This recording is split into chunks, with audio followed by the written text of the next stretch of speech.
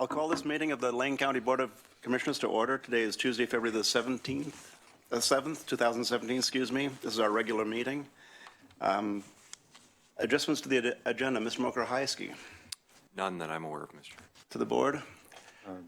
I do have a request, and that is that we have an employee recognition today, which is item 5 on the agenda. I'd like to move that in front of public comments today. I thought of that thinking we may have more public comments than we do, but I think I'll continue with that request, Mr. Mokrahajski, with no objection. Move item 5 up ahead of public comments. With no objection? Please, yeah. Then we'll move directly to item 5, which is employee recognition.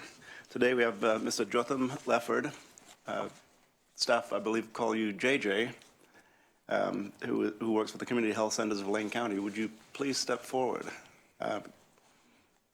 And Mr. Chair, I'd like to invite Ron Jelm, the manager of our community health centers, and Lori McKay, with our community health centers as well, up here. And it's our pleasure, Mr. Chair and Commissioners, as we like to do, to recognize outstanding employees for the great work that they're doing. So Dr. Lefford is here today. Thank you for taking this item early, as I know the team wants to get him back to work, serving patients in our community. But we want to have this opportunity to recognize Dr. Lefford for his outstanding work. He has been with our community health centers in Lane County since 2014 and is just a wonderful team member. I think that's probably the theme that you'll hear me comment on, and Ron and Lori as well. His collaborative approach to holistic care is a hallmark of Dr. Lefford's practice and a trait he's come to be known for throughout the provider group.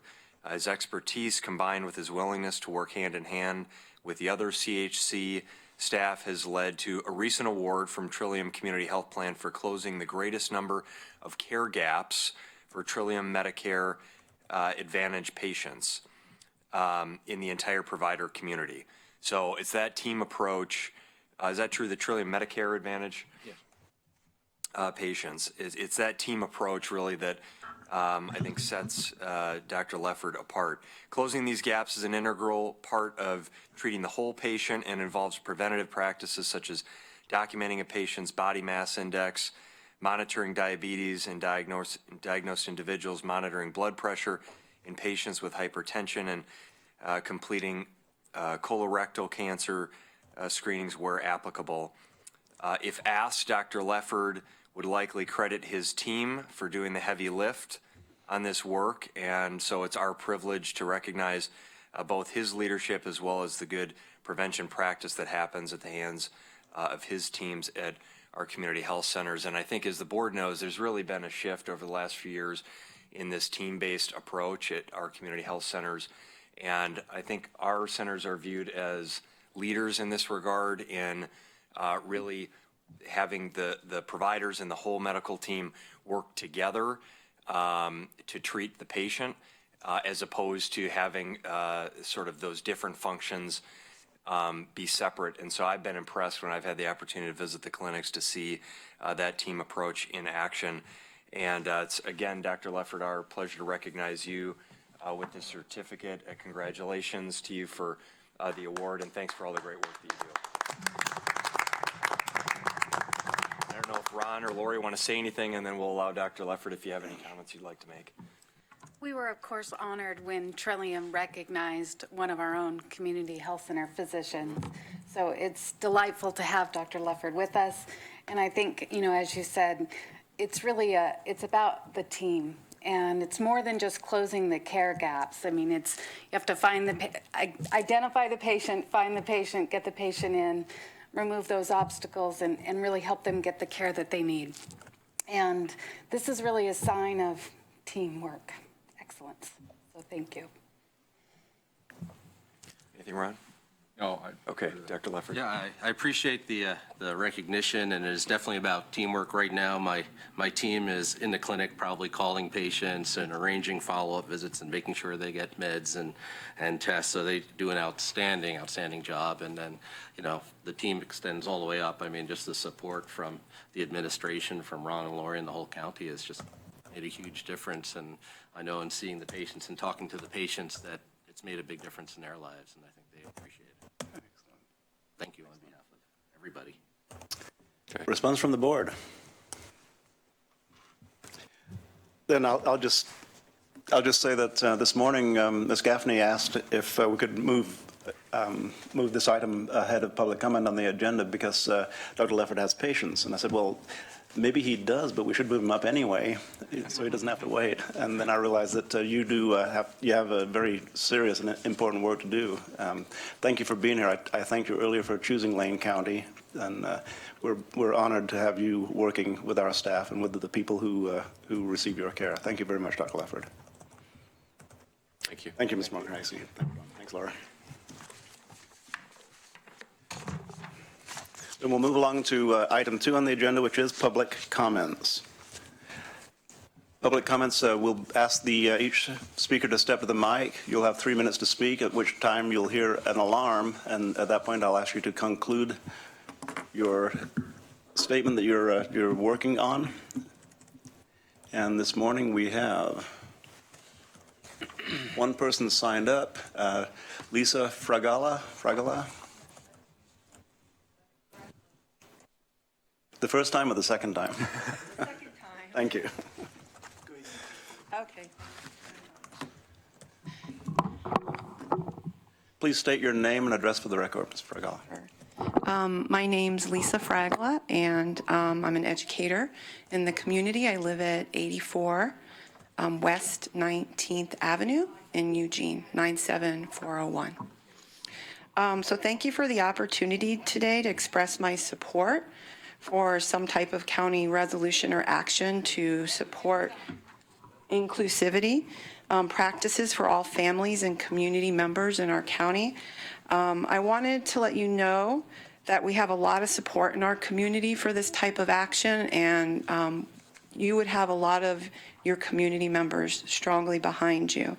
So many people in our community have turned out to express support for actions that are being discussed locally.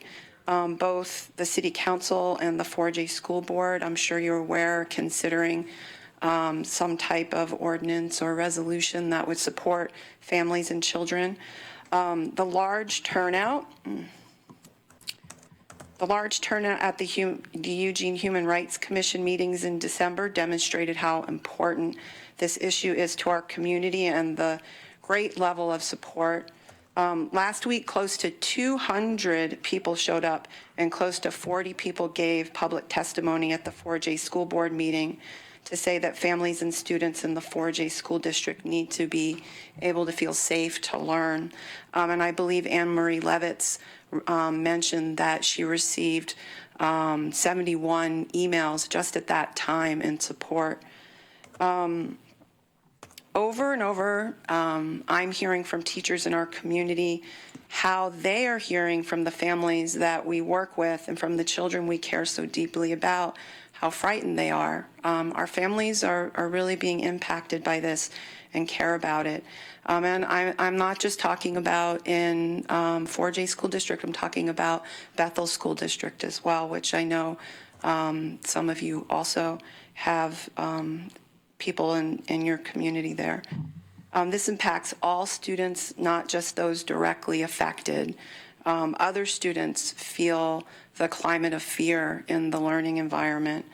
Additionally, I wanted to let you know that the Eugene Education Association has unanimously passed a resolution supporting and endorsing the passage of such ordinance and actions by our local government. So our local association and also at the state level, the Oregon Education Association is very supportive of our local representatives taking these actions. Our community needs our elected leaders to let us know that they care and support the inclusivity and safety of all members in our community. I encourage you to investigate what types of actions related to fiscal responsibility and disentanglement that you might take to support and protect the safety and inclusivity of all families in Lane County. Thank you very much for your time today. Thank you for your testimony.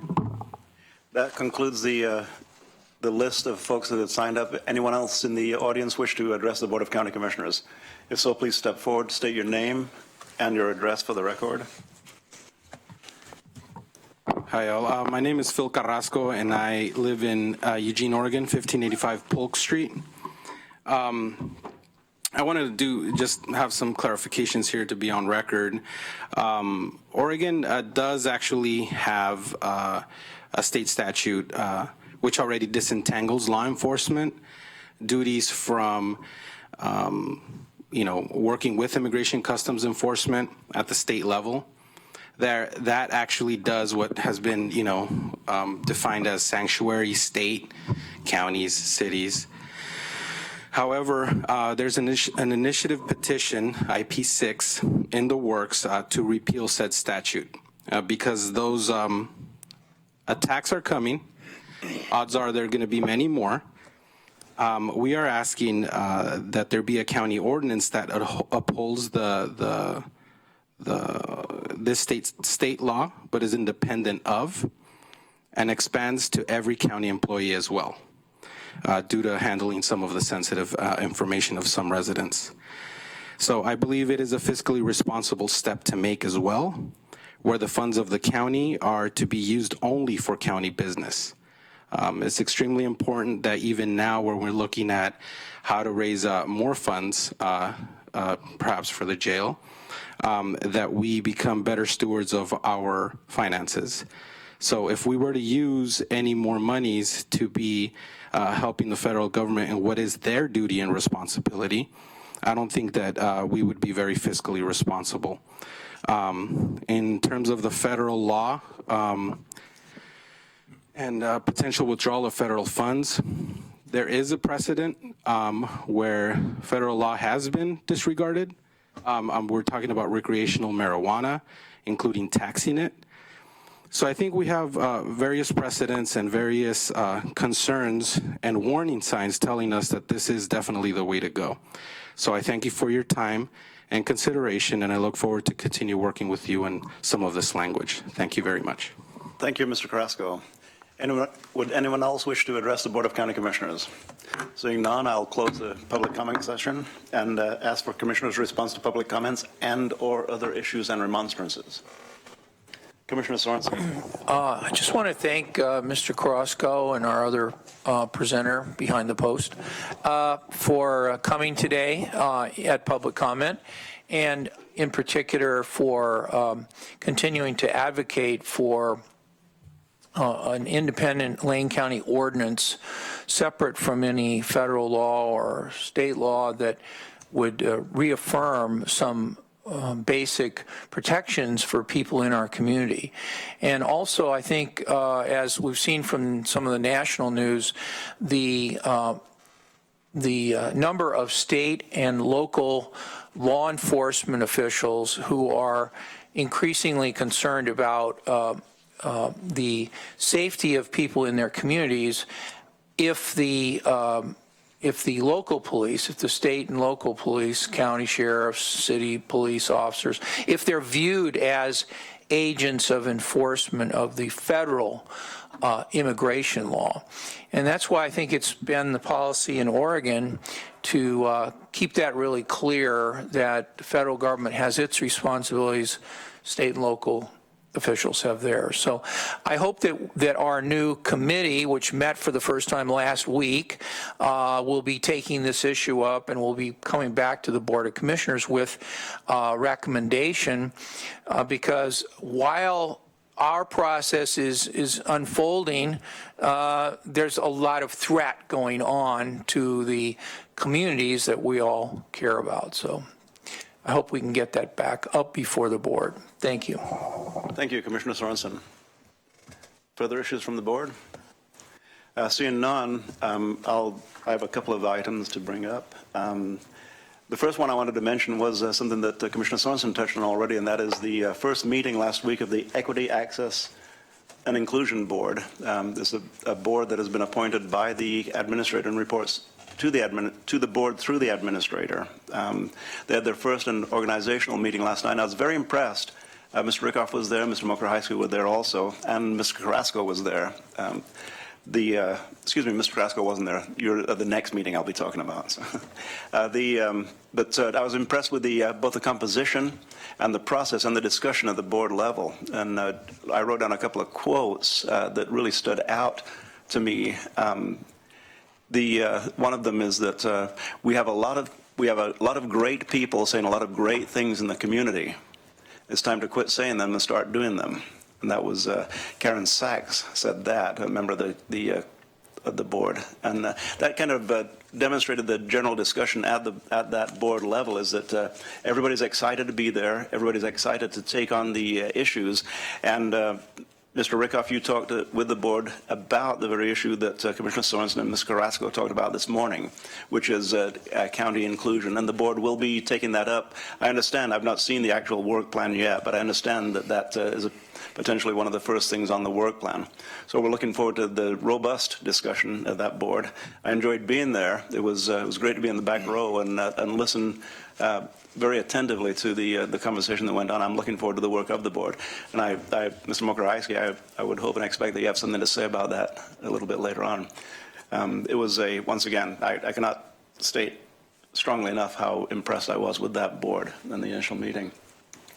I'd also like to know that last Friday and last Thursday I had a chance to attend Willamette High School's Public Policy Forum. And that's a forum in which the kids form groups, the high school seniors form groups and have recommendations for either state or national legislative congressional policy. And they actually wrote bills that they would like to push through at either the state level or the national level, and they asked for input from the people, from the men and women, the local folks who were in attendance there.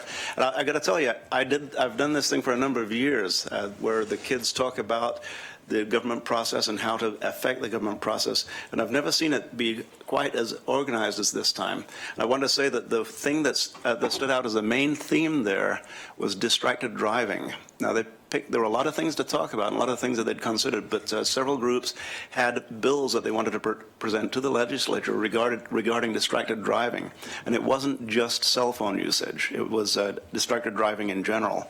And they'd researched it very, very well. In fact, there was one bill that it's a little late to introduce new bills into the session, but I instructed them how to get a legislator to gut and stuff a bill. So there's a possibility that we'll see some of this stuff going through. So I want to congratulate Willamette High School for the work they've done in preparing students for being an integral part of the government process. The second meeting was that I'd like to talk about was last Thursday at Springfield High School was Listening Leads to Action. This is the second meeting of the Listening Leads to Action group that was formed by former Bethel Superintendent Colt Gill, who's now works for the I'm not sure exactly what his title is. It's the regarding graduation of high school students throughout the state. But there were a lot of people there. I estimate there were 80 to 90 people in the room, and that was the meeting that Mr. Carrasco was at. And we this one was a meeting where the residents and people who work in Lane County had a chance to talk to elected officials and make recommendations regarding policies and also state their interests and in particular their fears regarding what is happening in the community, regarding things that they see happening in the community. It was very real, very interesting, and I'll look forward to seeing the complete report when we receive that back. And then the last thing I'm going to mention is Operation 600, which is our goal to add 600 supportive housing units, supportive housing living units before 2021. We have a great start. We have a couple of projects that as a county we're working on, but most significantly, we're beginning to get traction in the community outside of government groups and in the nonprofit and in the private sector regarding finding ways to add supportive housing units. I met last week with the people from Anne's Heart Women's Shelter, and it's a proposed shelter in Springfield that would house as many as 16 women or women with children in supportive housing units. So it's not just the county, it's not just the cities, but the entire community is really fired up about the possibility of putting people with behavioral health issues, including substance abuse issues, into stable housing. We're moving forward very rapidly with that. I also met this week with a pastor from a church in Northwest Eugene who is considering asking the congregation to use some land on the church property to add supportive housing units. And this one also would be for women and or children. So things are moving forward. No shovel strokes to be talked about at this point in time, but we are moving forward with Operation 600. Look forward to seeing a great deal of involvement in that as we move forward. Thank you. Anything else from the board? Then I'll close that portion of the meeting and move along to emergency business. Mr. Mokrzycki, We don't have any today. any from the board? None. Then we'll move along past item 5, which we already considered, to the consent calendar. Before us, we have the Lane County Board of Commissioners consent calendar for February 7th. All items listed on the consent calendar are considered to be routine by the Board of Commissioners and will be enacted by one motion, by a single motion. There'll be no separate discussion on the motions. Any of these motions can be viewed on Lane County's website. If you go to today's agenda, click on View Items. It'll give you detailed information regarding the action that we're taking today. We have before us the consent calendar for February 7th. Do I have a motion? Move approval of the consent calendar for February 7th, 2017. Second. Moved and seconded. Discussion to the motion. Seeing and hearing none, I'll call for the vote. All those in favor, please say aye. Aye. Opposed, none. Passes unanimously. Moving along to item 7, County Administration, Mr. Mokrzycki. Thank you, Mr. Chair. Just a few updates. I will touch on the Equity and Access Advisory Board that met for the first time last Wednesday. We've scheduled a subsequent meeting for March 1st, Wednesday, March 1st at 5:30 p.m. And we're tentatively scheduling those monthly on that first Wednesday of every month. Location yet to be determined. We're thinking either out at youth services or possibly off of Delta Highway. So once we get that location that works for everyone nailed down, we'll make that available to folks. But you can tentatively mark your calendars for Wednesday, March 1st, and then the first Wednesday of each month around 5:30 p.m. for the Equity and Access Board. Had a really great meeting. We have 11 members, 11 residents throughout Lane County that have committed to serve on this board. We're still working to fill 4 seats. We only have one rural Lane County representative, one person who lives in Florence. So we need to fill those other 4 rural slots, and Mo Young and Greg and I will be working with commissioners, particularly commissioners that represent rural communities, to identify individuals who would be interested in and willing to serve on the board. So that is moving forward. Had a great just discussion about kind of background and overview of the work of that it's taken us to get to this point. One of the comments that we made as well, this is an interesting time, certainly, to be working on equity and access issues in our community. We started this work over 2 years ago, and not in the context, I think, of some of the concerns that have been raised today. And so we really have had the long game in mind, that let's make sure we have a structure that is sustainable and supported by the board and by the community over the long term. So excited for that. I will, and actually what I'll do is I'll just share with you the names of the folks real quickly that are, are these the names? These are some of the names, but they're associations. Okay. Do you want to run through those real quick, just so the board has a flavor for who's on the board? I would be happy to do that. As the county administrator said, the list is just remarkable, and the commitment, the engagement of the individuals was quite impressive. Deborah Butler, an employee of Lane Community College, but has served as the chair of the equity issues for the Oregon State Bar. Linda Anderson of the Ojibwa Nation out of Florence does the Siuslaw Indian Education Program. Karen Sachs, affiliated with NEDCO. Corey Rodley does the Junction City Rural Aid Program. Dagmaris Cabezas is a retired individual at Eugene Hotel, but has a long history of social justice work in Northeast Pennsylvania. We're excited to have her expertise. Mallory Davis, Housing Director for Women's Space. Tai Karashiro does alumni work for the University of Oregon and does equity work there. Ingrid Koch is a development officer for Parenting Now.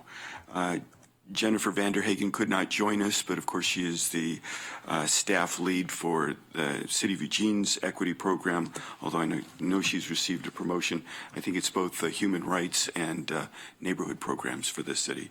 So the individuals that bring rich experience is amazing. And kind of to top it all off, we have Juan Carlos Valle, who of course worked with county commissioners to get this work started, has started the chapter of LULAC, and whose leadership in social justice issues in the community is extensive. So we really feel like we won the lottery with this committee. Kayla McGill and Theodora Thompson were the other two. I didn't. Union leadership, Theodora Thompson, of course, great leadership in SEIU at the University of Oregon, and has done equity work for the union at a regional level. And I'm sorry, I'm completely spacing on Kayla McGill and her involvement, but I'm guaranteed it's. Kayla's an intern with Mo. Oh, That's right. Yeah, Kayla's our intern. Yeah, at the U of O. She's done great work. why her name wouldn't have been on my notes. Student at the University of Oregon, really pressured Mo to do an internship with the program. We were hesitant because the position was so new, and Mo felt she needed to focus on the program. And Kayla's persistence proved very determined to do this work. And not only did she agree to work for us during the fall term, she's agreed to do a full 12-month effort to help this program get launched. And we are very lucky to have her. So we did, Ms. Chair and Commissioners, talk about the sanctuary inclusion issue with the Equity and Access Advisory Board, kind of brief them generally on the issue. We are going to have that discussion at the March 1st meeting. It's our intent to have the sheriff and the district attorney represented there, to particularly for the sheriff to share some comments about both the state law that is currently in place, as well as how the sheriff handles enforcement of local laws, and how the sheriff is not does not have the authority to enforce federal law, and conversely, federal authorities do not have the ability to enforce state and local laws. So we'll have that discussion on March 1st. We also have a meeting this Friday with Phil Carrasco to talk about that issue in greater depth. And the one thing that I will tell you is that in the conversations we've had, in follow-up subsequent conversations I've had with members of the Equity Board since our meeting last week, I have consistently heard them say this is an important topic we need to discuss. We also need to do it thoughtfully and take the time necessary to have dialogue. I think there's a recognition that we are in a stage in our country and in our communities where we sort of respond really quickly to things without necessarily always taking the time to have the dialogue and do the listening and understanding on complex issues like this that are needed. And so I think this board recognizes, as we recognize with this whole effort that took us 2 years to get to this point, if you want to do something that is meaningful and sustainable and impactful, it takes time and thought and effort, engaging a lot of folks in that process. So that issue will come forward. Thanks for allowing the time for that. The other update I want to share with you, yesterday I had the opportunity to present a Lane Genuity Award to our communicable disease team on Health and Human Services, and just a fantastic team of folks in communicable disease. And we awarded them a Tier 2 Lane Genuity Award recognition for the creation of a new program that is called Just Checking. It's a walk-in clinic that was developed by the Communicable Disease Program, and this was as a result of a problem that they were having with a significant number of no-shows for STD screenings. So people would call and high-risk individuals, and they would set up appointments, and then they wouldn't show for the appointment. And that's problematic from an operational standpoint. It's not meeting the need in the community. So the staff got together and said, well, why don't we do a walk-in clinic? So they set up now from on Tuesday afternoons from 1 to 4 p.m. every Tuesday, there's a walk-in clinic for STD screenings. And as opposed to a $120 fee for a regular appointment, it's $25 for the walk-in clinic. So the cost because this is really a routine process. They've seen a significant increase in the number of screenings. They actually had 17 patients in the first month alone that they implemented this. And 15 of the patients paid the recommended charge or were billed to their insurance. We've had a really positive response from our clients in terms of the service that they received. So just an outstanding process improvement that has created efficiency and opened up time for the staff to be able to spend on other critical issues there. So I wanted to recognize Cindy and the great team in communicable disease for their efforts to find a creative solution to create efficiency. And these are the kind of things that are happening throughout Lane County that we don't always see on the front. We really never see on the front of the newspaper or do we often hear about. And so I wanted to call that to your attention. Finally, Mr. Chair, I wanted to share that we will have the jail levy audit was completed and we just received it. And we will have that because the board is down for a couple weeks. We have a really busy meeting next week and then you're down at the end of March. That will be coming back mid to late March for presentation to the board, and the sheriff and Health and Human Services, Youth Services staff will be here for that. So I just wanted to make that note that mid to late March you should hear the update on the jail levy audit from last year. That's all I have. Thank you. Thank you, Ms. Mokrzycki. Any questions or comments? Commissioner Lycan. Thank you, Mr. Chair. And on the equity and access, I'm glad to hear that the conversation is to make sure that it's discussed thoughtfully. I think that's going to be key, because I just want to remind folks I don't live in Eugene. And so I appreciated the comments, but I don't care what 4J School Board's doing. It doesn't matter to me. I'm more interested in what the Springfield School District School Board's doing. That affects me directly. And I've spoken to Mayor Lumberg, and on this particular subject isn't even scheduled with the Springfield City Council. They haven't scheduled it. And whether they do or not, I don't know. And when you look at the national election, Springfield was split. It was the Democratic nominee, Secretary Clinton, barely won Springfield. Just by 42nd Street East was strongly supporting the Republican nominee. And I think, so we're here representing Lane County. And so I think so I'm glad to hear that you're going to have a thoughtful discussion, because that's going to be key. And as I have stated, this state law, I've been dealing with this for over a decade. And I mentioned before, because of a former city councilor in Springfield that wanted to go the exact opposite of what's being discussed now, and state law prohibited it. And the state law is great because it's about a one-pager, and I'm telling you, it's one of the most succinct laws written. And it's so easy to get access to and read. State of Oregon and all political subdivisions, that's what it says. We're a political subdivision. That's what it says. All counties in the state have been sex-oriented counties for nearly 30 years. And so nothing new, nothing new. I think the new is the reaction that's happening, but I got to tell you, it's a little bit different. And I think it's interesting, because when I saw Mr. Gill's Colt's piece, when he was these listening tours, I checked in with Mayor Lumberg. She was not aware of these. So frankly, I think Colt just lost a tremendous amount of credibility by not including the second largest city in Lane County. The mayor of the second largest city in Lane County, she was unaware that this listening piece was going on by Mr. Gill. I haven't sent him a letter yet, but I'm going to and suggest that I think his credibility has been damaged because he did not reach out. It seemed like he was more interested in hearing what Eugene citizens were thinking of instead of Lane County citizens as a whole. And I was very disappointed. I talked to Christine about it, and I said, are you going to hit this? And she goes, what? What's that? I've never heard of it. I'm unaware. We don't know anything about it. I was actually surprised. I hope she made it, because I actually suggested that this is on the dates in Springfield. I was unable to make it, so I gave her the date. I wasn't aware if she made it or not. I've not talked to her since, so I don't know. Commissioner Farr, you were there, so was she there? No, she wasn't. That's because she was not aware of this listening. She knew nothing about it. Mayor Venice did. Mayor Lumberg did not.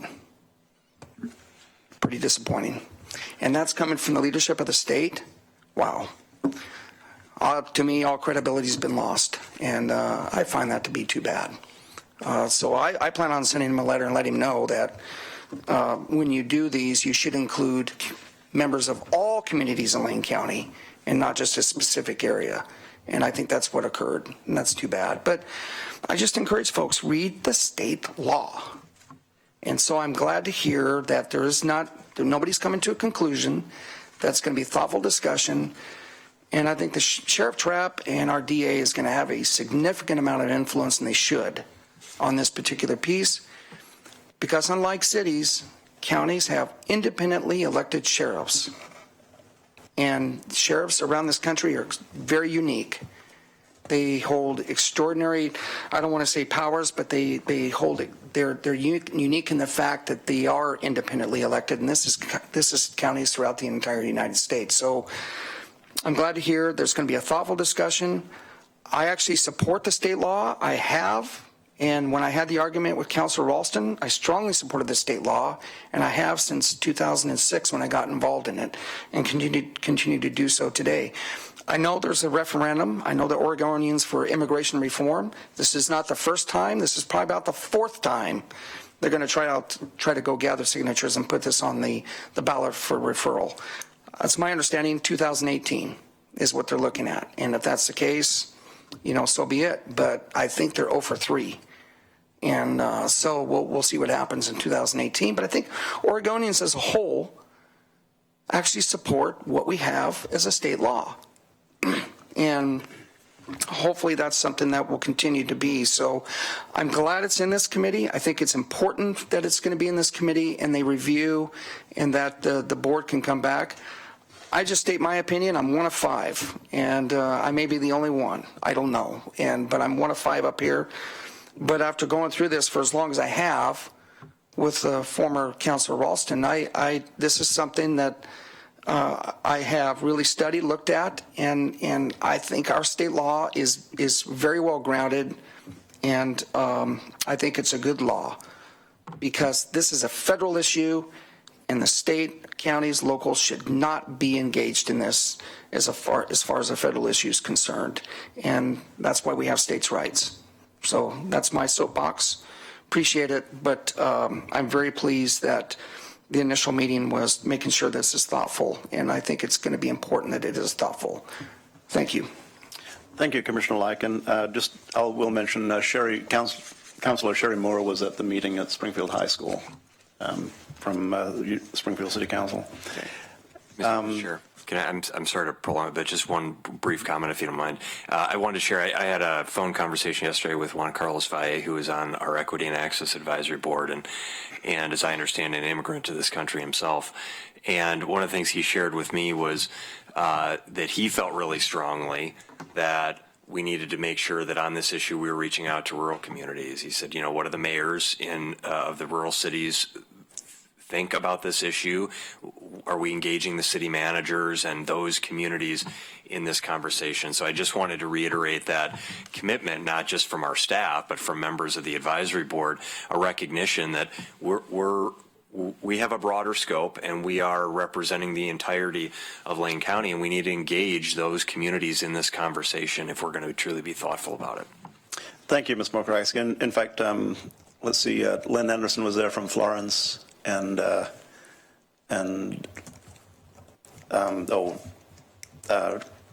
Ms. Radley, who is the Junction City Local Aid, the head of JC Local Aid. So I think the board itself has a requirement for a percentage of the board is rural, so 5. Okay.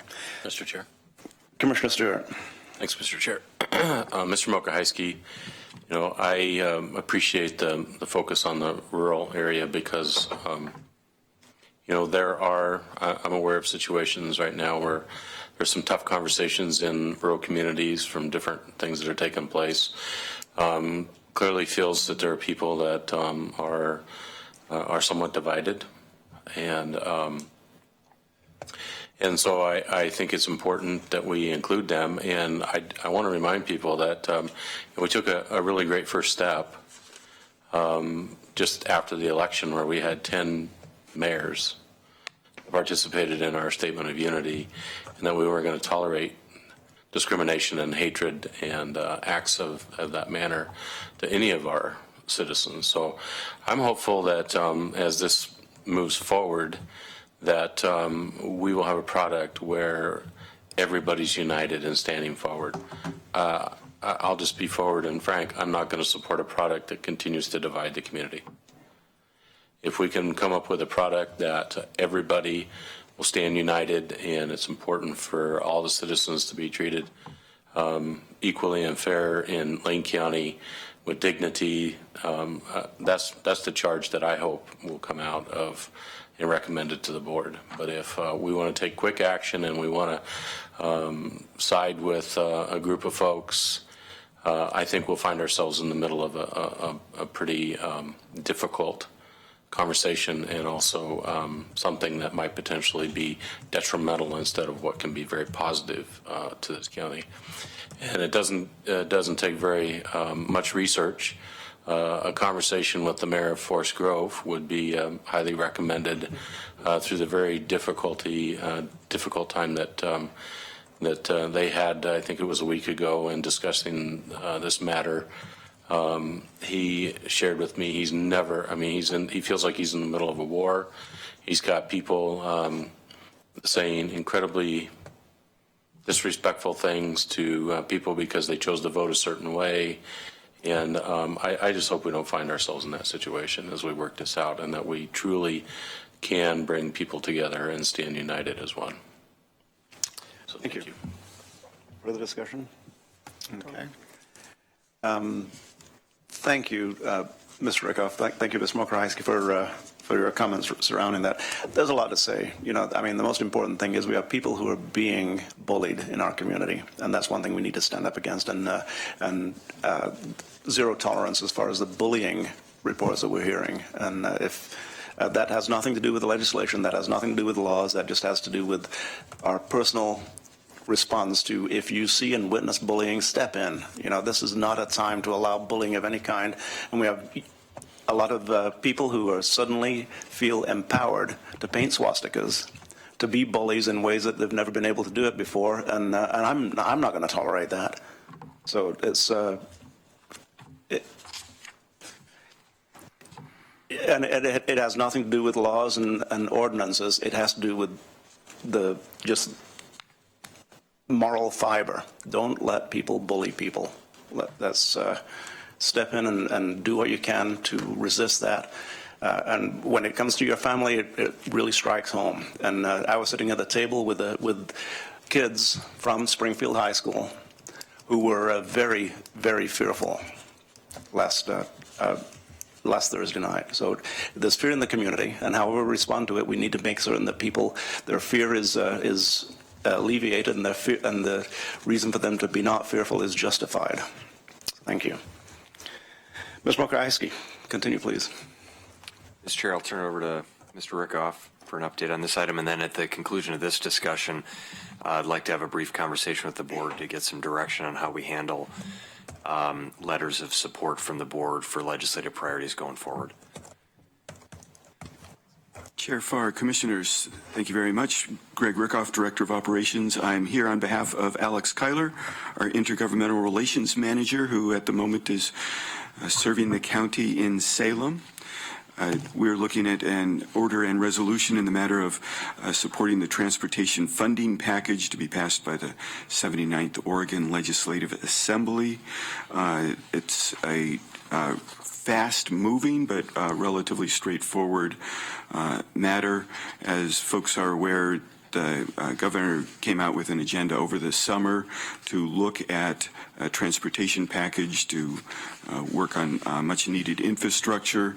That has taken a bit of a back seat as the fiscal picture of the state has emerged, and there is a strong interest amongst partners, including Lane County, to make it clear that the transportation package must go forward. If I am not mistaken, this order that we have before us was in large part the initiative of Commissioner Lycan. And it is based on what other counties have coming through. It emerged on your agenda as of last week, and Alex had a chance to work fairly quickly to put something together in between his visits to Salem. The order itself, and unless there are questions, stand as is. We have had a chance to look at how be it resolved, and I do have some language changes that I would like to read to you now, if I can proceed. And again, these are they are substantive changes that Alex couldn't have caught in terms of just the fast-moving nature of this. Now, therefore, the Board of County Commissioners of Lane County orders and resolves as follows: that Lane County supports the effort of the state to establish a package of state policies, together referred to as the transportation package, and it is a Lane County top-tier legislative priority, and the Lane County offers its support to the legislative effort to maintain and preserve Oregon's statewide transportation system. Mr. Chair. Questions for Mr. Rickoff? Commissioner Stewart. No questions. I just want to thank Mr. Rickoff for making those recommended changes to items 1 and 2, and that therefore, as I read them as they were presented, I felt that the first one was really confusing because it made me feel like Lane County is going to establish the state policies, and so I appreciate the fact that we're supporting the state establishing state policies. And then the second is that I think we definitely stand very supportive of the state in passing a transportation package, as was stated in all the wherefores or whereases as to the difficulty we've had in finding solutions for revenue locally and the resources that we've lost, and for us to maintain and potentially enhance our transportation system. I believe we should stand strong and support the state in the effort. And however they do that, as they put together the transportation package, then I'm sure we can weigh in further. But to kind of state that we're supporting definite directions and fees and taxes, I think it would be better just to state we support their effort in an enhanced package. Thank you, Commissioner Stewart. Further discussion, Commissioner Bozievich. Thank you. So I only have one question, and it's on the final whereas, which refers to the State Highway Fund mechanism for distributing funds. AOC has a bill to change that formula slightly, and there's been some discussions about new revenues having a slightly different distribution. I agree that it's the good mechanism, but it is. I just want to confirm that we're not basically endorsing the current distribution ratios, and this kind of I don't want to confuse that issue, because there is a bill that would kind of help some of the small counties that have low population, low vehicle registration, but large amounts of lane miles of roadway that AOC has put forward, and the legislative committee and the board of AOC has adopted a support position on. So I just don't want to confuse us on that. So it looks like Commissioner Lyken might be able to answer that for me. Commissioner Lyken. Thank you, Mr. Chair. So the 50-30-20 formula will remain intact. So that will not change. So I think the broad policy itself that's in place, that will not change. The bill that we're submitting is more, I would almost suggest, is more internal from the county's perspective. What's happening is that the larger counties are willing to give up a small percentage of the formula money that comes into their respective counties, so that money then is distributed to the smaller counties. So the formula, the 50-30-20 formula, will not change. So that's going to remain in place. So from that perspective, I think that last whereas is okay. But the bill, yes, and we do support the bill. And I have said over and over again, I think our commissioners, in particular from Washington County and Clackamas County, if they would not have bought on, this would not have gone anywhere. So they did, and then Multnomah County eventually said, yes, we'll agree to that as well. Lane County's given up such a small amount. It's really Multnomah, Washington County in particular, are going to be giving up more amount of the formula money that's coming in, and it's based on new money only. So it's not dollars that have been coming in, but it's new money only. The small percentage will be given up so that I call the Eastern Oregon counties will receive a larger distribution. So the 50-30-20 formula will not change, and the bill itself will only address specifically just the giving up that particular money that will then go back to the Eastern Oregon county. So so overall, I think that particular warehouse is okay, and I don't think we need to do anything there. Great, thank you. And I want to say thank you to Commissioner Stewart for catching those pieces, because I think it's important for us not to because right now we have no idea what the legislature is going to do as far as fees and taxes are concerned. So that's really not, at this point, it's too early. We can't really come out one way or another. So I like that. Just kind of keep it bland. We support, but it's up to the legislature to figure out what fees and taxes are they're going to go with, and to get, especially on the tax side, whether there's 36 in the House or 18 in the Senate, that's what it's going to take. And so we don't know at this point in time. So I thought that was a good catch. And Mr. Mokryski, you mentioned about as far as, is letters like this, how do we want to proceed? I think this one is unique because this was actually a specific ask from the governor's office, Carmen Four in the governor's office. And she's asking counties throughout the state. And so I think just jumping on this quickly to get something in is one thing. Other than that, I think what we've done in the past, make sure that it goes to the legislative committee, going through that process, which I strongly support. I think this one's a little unique, and I just want to say thank you for allowing me to bring this, to put this on the agenda, because I think it's important that we get this up. And our next AOC meeting's on Monday. And so hopefully we're going to hear from more counties, excuse me, that they have letters of support as well. So, thank you. And subsequent to the vote on this motion, perhaps we can talk a little bit about the process and and how the board responds to requests for letters. So further discussion, questions for Mr. Rickoff? I just want to say at this point that, Commissioner Lycan spends inordinate amounts of time on transportation issues. Spends time here with us in the county, but also at the state level, also at the national level, and really provides a leadership role in making certain that our issues, which are issues for most of the counties in Oregon, most of the rural mixed counties such as ours in Oregon. And not only should we be thanking Commissioner Lycan, but Jackson County and Deschutes County, and I'm not going to say Multnomah. I should be thanking Commissioner Lycan for all the hard work that you do. Thank you, Sid, for being there on that. thank you.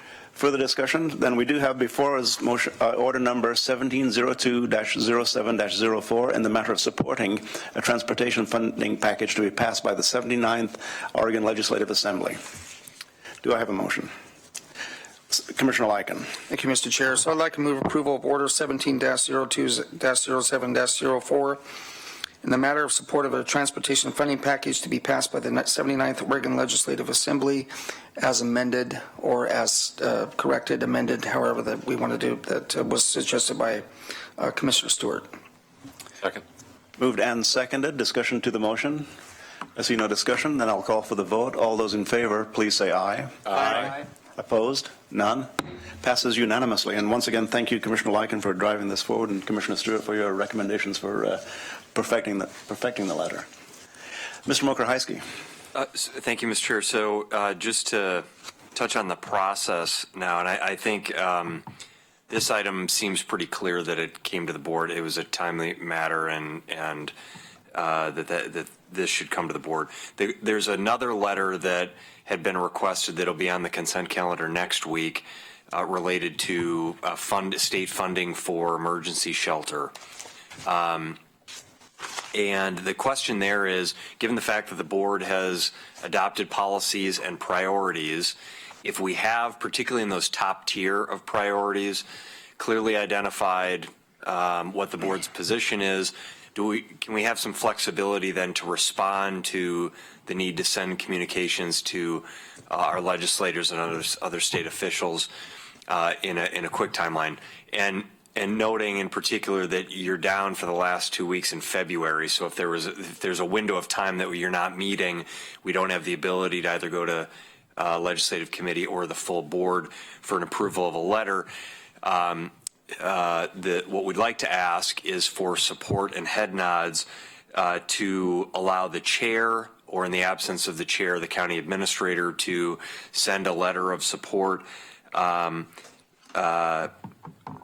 without board approval if the issue is clearly in line with already adopted priorities. And I think what we're saying is that if there's any gray area, if it's sort of, well, loosely tied to a priority, that really needs to go to legislative committee and or the board. But if it's clearly, in line with the board's, particularly those top tier priorities, can we have some flexibility to allow for speed to respond to these issues as they may come up? So I think that's what we were asking for your feedback on, if you would support that. And then, Mr. Chair, I don't know if you have any additional comments to add. Just a clarification, if I may. So if it's a reaffirmation of previously approved position by the board, then the administrator can bring a letter to the board chair, whomever that may be, for signature without further board action. But if for any reason there is some question regarding whether it matches the approved board position, then it would go before the entire board at the next meeting or at a subsequent meeting.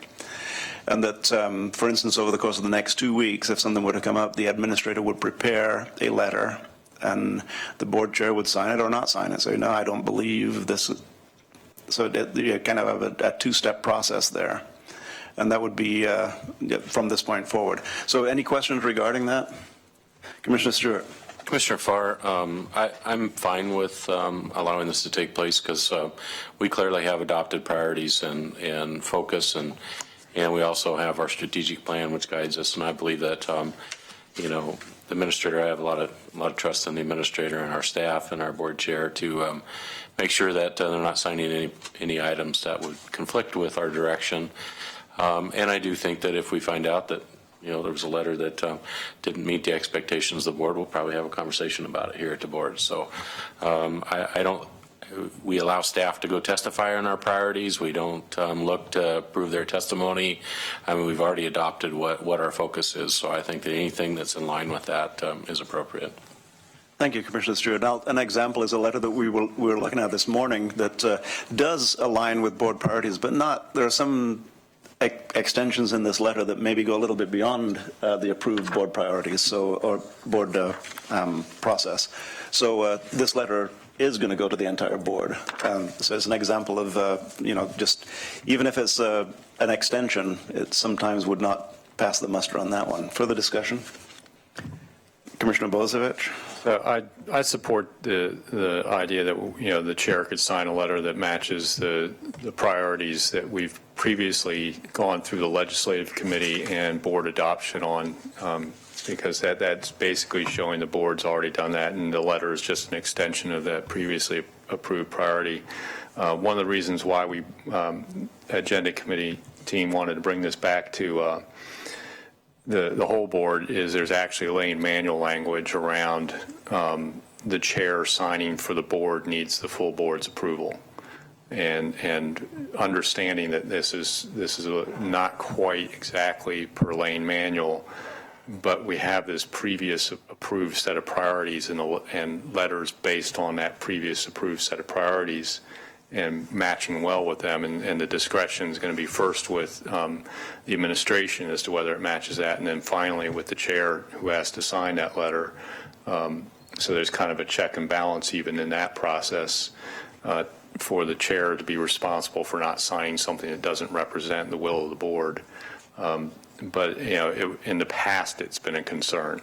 I think this board's a little bit more unified than some past boards have been. At least around adopting legislative priorities, and some of the legislation and priorities we're going after, whether it's the courthouse funding or some of the other issues that we're dealing with. We just wanted to double check and make sure everyone was okay with that process, because it isn't exactly per Lane manual. Commissioner Sorensen. I think that, we've got the occasional controversy, I'll just call it that, where the board chair or the county administrator writes a letter and then someone says, well, that wasn't exactly board policy. And everybody that's either been in that position or is currently in that position recognizes that, and so tend to err on the side of bringing it back to the commissioners. I'm fine with that practice. I think that, from my vantage point, almost at this point somewhat historical, I would say that it usually comes up when there's strong feelings on issues. And so that would seem to mean that unless there's some awareness of where the commissioners are on it, that's why the letters tend to be rather vague, or when they're not voted on by the commissioners. So I'm fine with the current policy. Another thing is about the rights of the individual commissioners, which is separate from, a board position. But I think that becomes more and more of a challenge, because we'll hear more about this, I think, from our legal counsel. But I think that when individual elected officials try to distinguish their position from other entities, they may not realize that they might be speaking for the organization. And I think that's going to be a more and more complicated issue down the road, because most people, when they're elected to public office, I think, they didn't give up their right to freedom of expression. Well, they probably didn't, but their words are probably going to have an effect on whatever entity they're connected to. So anyway, that's a bit off this topic, but I think that caution is the best approach. And usually these things come up in the context of, well, there's been this amendment, it's going to get voted on in 3 days, can't check with board, got to do the best you can. I think as long as we've had things like the strategic plan, previous, board discussions and approvals of various other letters, I'd say when in doubt, if you can, bring it back. Like, we know there's going to be a big fight in the legislature over transportation. We know that it's coming. But we don't know what our actual position is going to be on any given amendment. But it will know, probably will know in advance. Thank you, Commissioner Sorensen. Further discussion? Mr. Mokarasi, it would appear that you have approval of the policy that you outlined, or the process that they've outlined. So, any further comments on that? No, I think that's good, and we will move forward with that direction. And I think also that if we do end up sending letters that are consistent with our already adopted board priorities without the board's prior approval, I'll make the commitment that I and or the chair will report back to the board on what those letters were that were sent, so you have that knowledge, and if there are any concerns about that, those issues, then you can raise them at that time. Perfect. Thank you very much.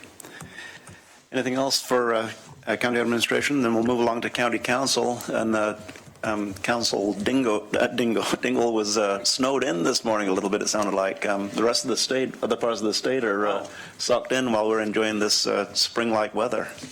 So nothing from county council this morning. We'll move along to commissioners' business announcements.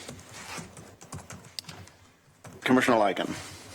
I just wanted to announce that because the weather was so strange yesterday, that yesterday in Roseburg was 63 degrees. And here it was a little cool and raining. I mean, it was kind of all over the board, and who knows, an hour away, it would be 63 degrees down in my old stomping ground. So kind of interesting. Other than that, I have no announcements. Snow on the dairy pastures in Tillamook. So. Commissioner Stewart.